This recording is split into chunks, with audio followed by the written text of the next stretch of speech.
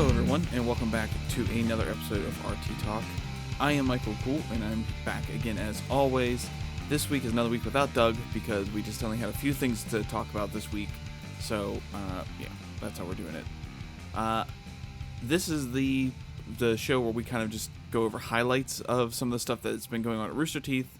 And I'm hoping with some of the stories we're covering, that means things are kind of ramping up for them, and that, we'll have Doug involved in more of these as I kick things under my desk.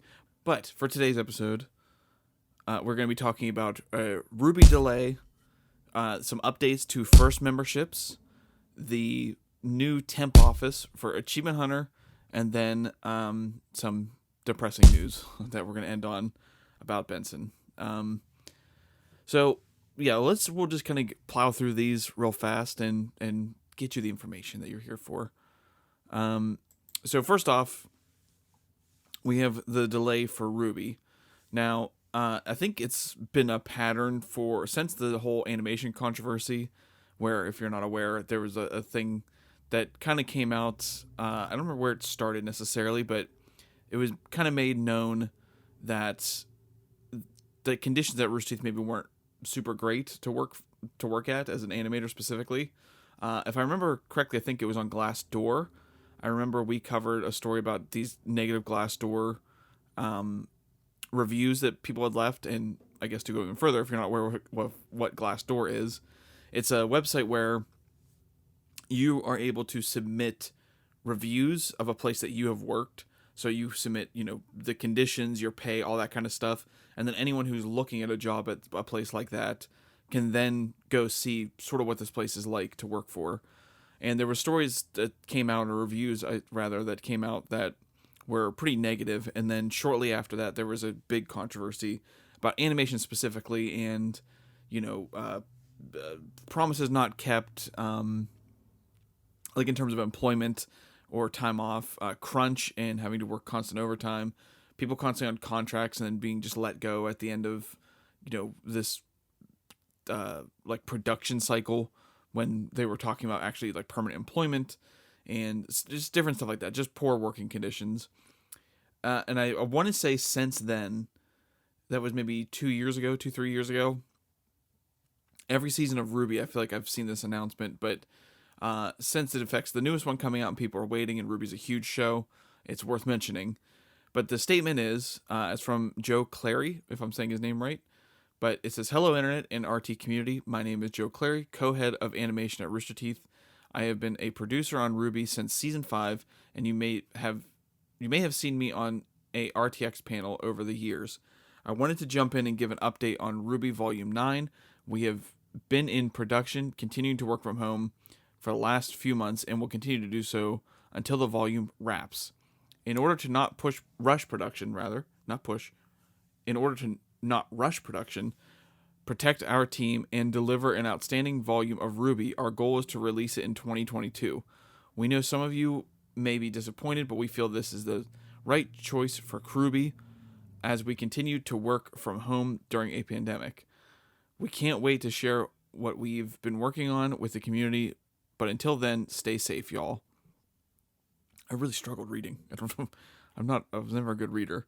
But, like I said, I think this has happened pretty much every season since then, that they, in order to avoid a crunch and to get the whole volume out, they just delay it so that there is time for everything to be made. Now, if I remember correctly, I think RWBY used to be a November show.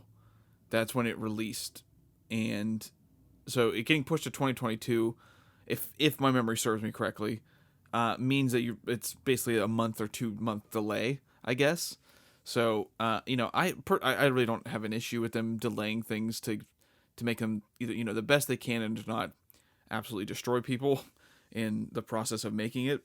So I know obviously there's going to be people that are upset. I think RWBY is one of the most volatile subjects that comes up all the time in terms of comment sections and everything, because people always feel like it's been ruined. But I'm sure there are people that are upset. But personally, I just feel like they should do what they have to do, get the volume out, when it makes sense, and make it good. I know there's a benefit, especially for when it comes to creative endeavors, that sometimes deadlines help because it kind of focuses your efforts as opposed to letting you just freely think. Like when I went to school for video production and I had to take graphic design and photography and everything, I know, I think it was particularly in graphic design that there was a concept, and I don't remember what it was necessarily called or anything, but pretty much that having unlimited possibilities is sometimes more like hampering to a project than having a guideline, like we have to do this, and this, because when it's unlimited, there's so many choices and then it takes so much time to narrow it down. So it's like, I understand there's a benefit to kind of focusing and getting things out by a certain deadline, but at the same time, I'm not pro people being worked to the bone just to get an internet anime show out. So I don't think this is an instance where like having to hit a deadline actually makes sense and would improve it at all. I think they should just do what they need to do, get it out there whenever it's ready, and when makes sense for like the labor part of putting the show together. But yeah, it will be delayed, so I'm sure people who are disappointed will have no problem sounding off and will make it known how they feel. But personally, there's no animosity coming from me. I feel like it's a good thing. But next we'll move on to just the first update. So they put out this it's just a series of images, but they put this out the other day, and it was just basically some of the stuff they want to do for first members. And if I'm sure a lot of people remember, a couple years ago they had this big announcement for like First Plus and all these other things that they wanted to do with the first memberships. And obviously with the pandemic and some other stuff that's been going on, a lot of their first content hasn't really expanded in any way. So this is the first, well, that's kind of a pun. This is the first update on First that I feel like I've heard since that big announcement, really.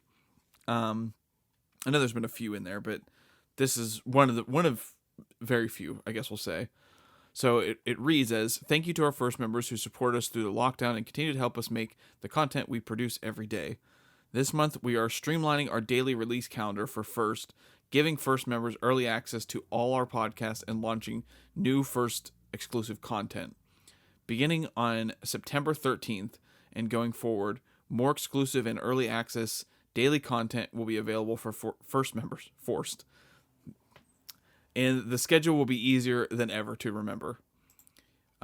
First members are getting 24-hour early access to almost all of our content, starting now and rolling out in full the week of 9/13. All podcasts, all video on demands, all gameplays, all Rooster Teeth exclusives, plus get First exclusives like Achievement Hunter's new weekly show, Let's Furt, and the batshit insane new season of Last Laugh. Some of our daily content used to be available for First members 7 days early, some 2 or 3 days, some had no early access. It was all over the place. Now it's all 24 hours. Simple, right? Simple, right? I read that wrong. Again, not a good reader. I was like a C student in high school. But what about RWBY and other special premium events? Those will be different. We're mainly talking about the day-to-day regular content here. We want to get back to what we're best at, effing around together on camera. With this new schedule, we're releasing the same amount of pre-recorded content we did before lockdown, plus 26 hours of exclusive live streams as of this writing. This also means new First exclusive content, which we can't tell you about yet. Soon, trademarked. Again, thank you so much to First members for your continued support.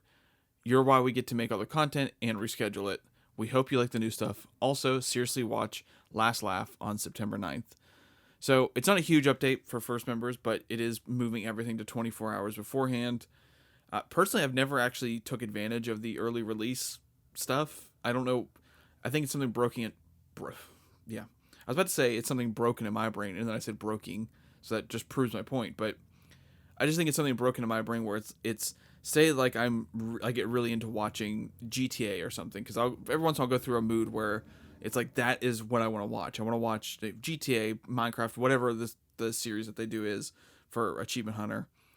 And so I'll watch the newest one, but then I'm like, okay, well, I'm still in the mood to watch something like this. So then I'll go back and maybe see ones that maybe I skipped for some reason, and I'll go watch those. And then I eventually just start going back and watching old episodes that I just like maybe I don't remember, or that I remember being good, and I'll start binging them. And for some reason, I never want to watch the first release that's, a day early or whatever, or I guess like when certain shows were 7 days early, because then I felt like, well, if I got in that mood where I wanted to watch all of this series, then that's one less that I'd be able to watch. I can just wait another week. So I have never personally taken advantage of the early release window for stuff. I only use, really, my first membership is for shows like, like Haunter, or when we were watching Last Laugh, or Camp Betrayal that just happened. But yeah, I like that they're introducing new shows, like what was it called? Something the FERT, whatever that was. I don't even remember what the name of it was. Let's FERT, yeah. So I'm happy there's more shows that are going to be putting to first, but I do think that they need to expand what a first membership is. It's, like the discount in the store it's okay. I don't think it's that enticing. I don't think it's enough to make people want to get a first membership. And also I think the first only content is not necessarily, that enticing either. I know back in the day, the first memberships, before they were called first, they used to just be a way that essentially like what Patreon and like stuff like that is now, where it was just something that before Rooster Teeth became what it is now, just something that you could do to support them. Say, hey, if you like what we're doing, you can sign up for this, and then you'll get, I don't even think there was perks. I think it was just, this was a way, or no, I'm sorry. I think you got the DVD for free at first or something, back when it was, what were they called? I can't remember what it was called. Sponsors. That's what it was. Back in the day when it was just sponsors, it was just people that would say, I'm going to put, $20 towards this because I like what you guys do, or hey, if you spend this much money, then you'll get like this t-shirt or whatever. So it's just a way to support them in the way that people do for Patreon. But now it's more so, I think they're a little too big for people to really do that on a mass level. So they have to offer more incentives to get people on the first ship. So hopefully they'll keep expanding this, because right now I still think, and I think this pretty much was how I felt whenever that announcement came out about how they're going to be expanding it. I still think that there's not quite enough for a lot of people to really truly want to buy into first. It's, and it is really just, and in some ways it is free money for them, because if all they're doing is making, the videos that they're going to release for free 24 hours early, and, they have some of these exclusive shows, which are a completely different story, but, it is a pretty much, it's a little bit like when I worked in retail and they always wanted you to push like their extended protection plans. It's a little bit like that. So I'm familiar with the strategy of this. So I would just hope to see that this continues to grow and that they offer more for a first membership, because personally, it's something that I always have had and I will continue to have, just because I have consumed, days of content from them for free. And it's just, to me, it's just a way of actually giving back. And it's one of my primary forms of entertainment for, I don't even know, 10 years now. So, I just do it just to support them in general. I don't necessarily need all the perks, but I know a lot of people will. So hopefully they expand that and grow that out. So let's move on. I'm rambling so much on the first thing. So let's move on to the fact that Achievement Hunter is now in their new temp office. I'm very excited. Now, not necessarily for the temp office part of it, but just the fact that they're all together again in office doing Let's Plays, making content. That is the best version of it. If you've been listening to the show for, I don't even know when I first started talking about this, but if you've been listening long enough, I've been harping on the fact, and I've never shut up about how I just felt like being at home over the internet it takes away from content. It hurts. It just hurts the chemistry of a moment when you're trying to fight through lag and everything else. Being in person is a huge improvement to everything. So the fact that they're back in the office, I am so excited. I saw just today I think it was today or maybe it was yesterday, they released a Let's Play. I want to say it was in Push the Button, which is a Jackbox game, and I saw people talking about it and how it was, how it was done in Office, and I was immediately twice as excited to watch that because I love when they play that game just in general. But I was like twice as excited because I was like, oh, all right, that's even better.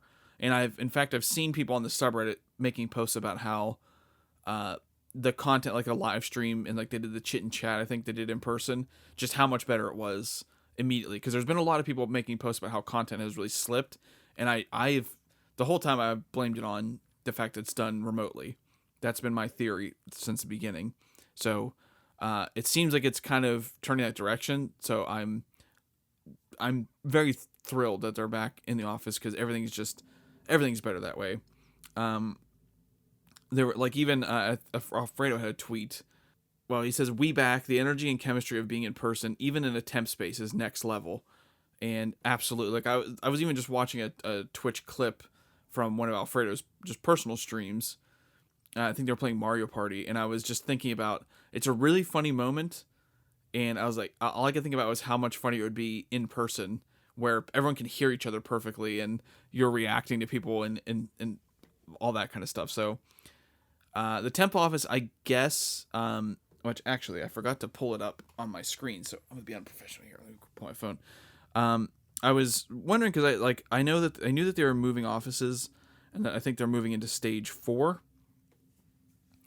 But the whole story, I guess that just slipped by me as exactly what was going on with the move. So going through the subreddit, just to see if there's any stories that I missed. I was going through the comments, and Peter Hayes, who makes GIFs and stuff of all kinds of things, popped up in here, and I think he works for Rooster Teeth now, as far as I'm aware. But he replied to people talking about the moving of offices and everything.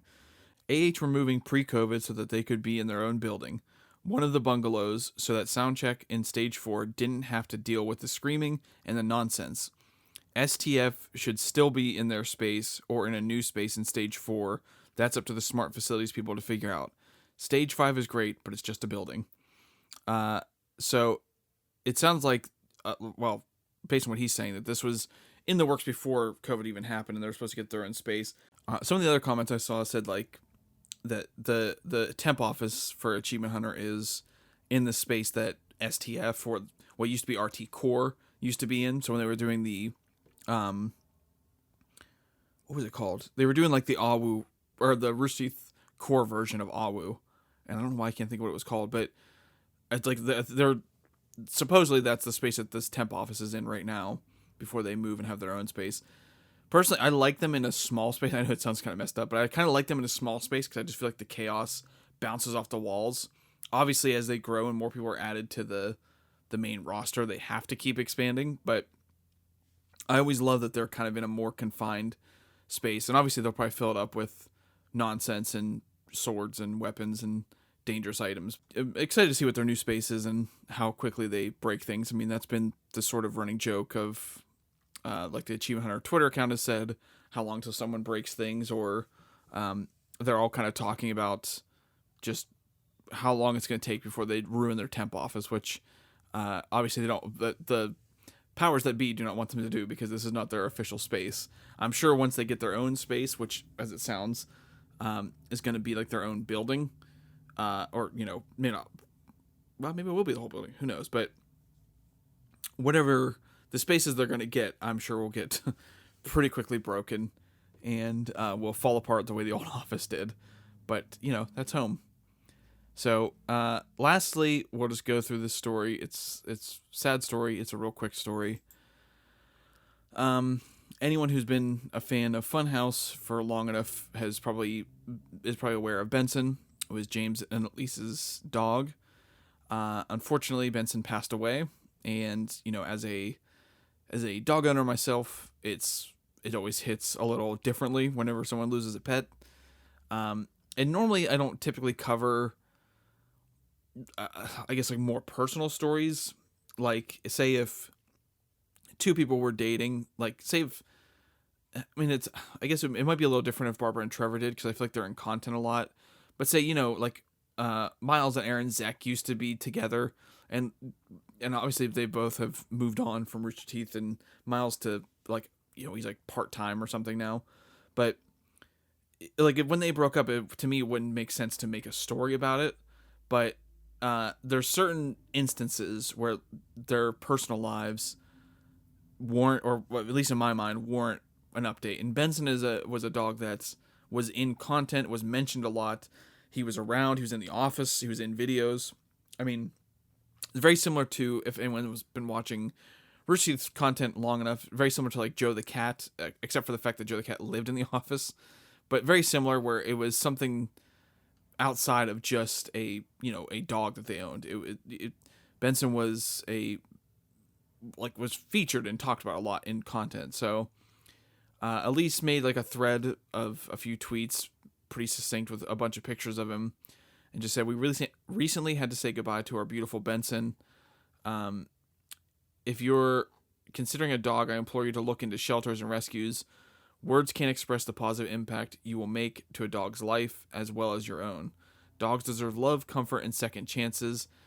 Benson was, is, and will always be my perfect boy." And a picture of him in like, looks almost like Nevada or something, during like a sunset. Very deserty. And then so many people, well, let me read James first, because that would be appropriate. But James said, "Last week, Elise and I had to say goodbye to Benson. We are heartbroken. He was our good boy and the light of our life.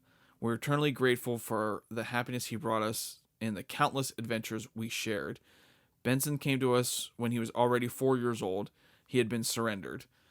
And the idea that someone might not want him has never made sense, especially thinking about what we would have given for more time with him. If you do anything to remember Benson when looking for a pet, please consider all the beautiful and kind animals in shelters and fosters waiting to make your life infinitely better. We love you, Benny." His also came with several pictures of Benson. And then it was obvious the replies to this were tons of people who work for Rooster Teeth, previously worked for Rooster Teeth. I mean, there was a lot of people who were sharing pictures of Benson and their love of Benson. So he was kind of a cult icon in a way.